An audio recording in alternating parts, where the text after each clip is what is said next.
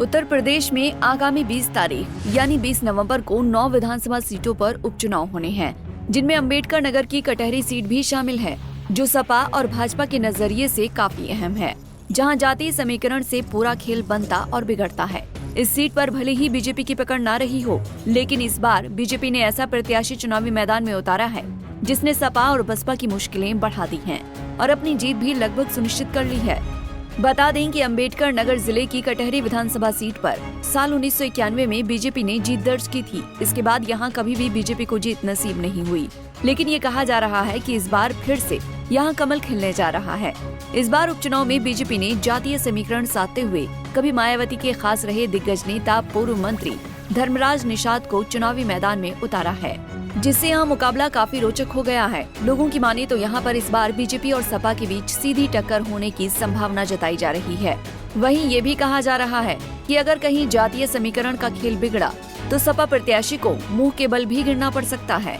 जानकारी के लिए बता दें कि कटहरी विधानसभा सीट पर उपचुनाव में तीनों प्रमुख दलों ने ओबीसी प्रत्याशी को चुनावी मैदान में उतारा है।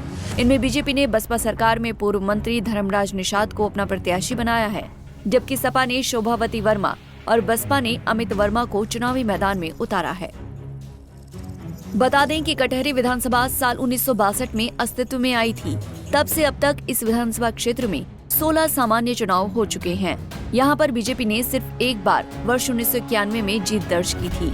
1962 से लेकर अब तक के चुनाव परिणाम पर नजर डालें तो वर्ष 1962 में निर्दल महादेव, 1967 में कांग्रेस के राम नारायण, 1969 में कांग्रेस के भगवती प्रसाद शुक्ल, 1974 में कांग्रेस के भगवती प्रसाद शुक्ल, 1977 में जनता पार्टी के रविंद्र नाथ तिवारी, 1980 में कांग्रेस के जियाराम शुक्ल, 1985 में जनता दल के रविंद्र नाथ तिवारी, 1989 में जनता दल के रविंद्र नाथ तिवारी, 1991 में बीजेपी के अनिल तिवारी, 1993 में बसपा के रामदेव वर्मा, 1996 में बसपा के धर्मराज निषाद, 2002 में बसपा के धर्मराज, 2007 में बसपा के धर्मराज निषाद, 2012 में सपा के शंखलाल मांझी, 2017 में बसपा के लालजी वर्मा और 2022 में सपा के लालजी वर्मा विधायक चुने गए थे।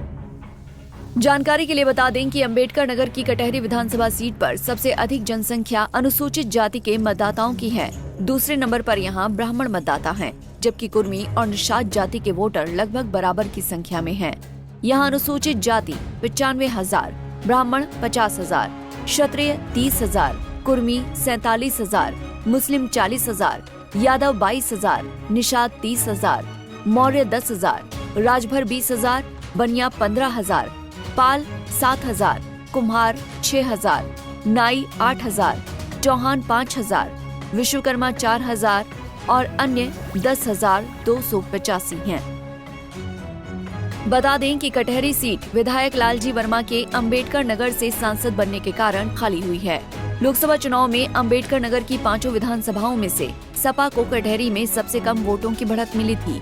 कटहरी में जातिगत आधार पर ही चुनावी समीकरण बनते और बिगड़ते हैं।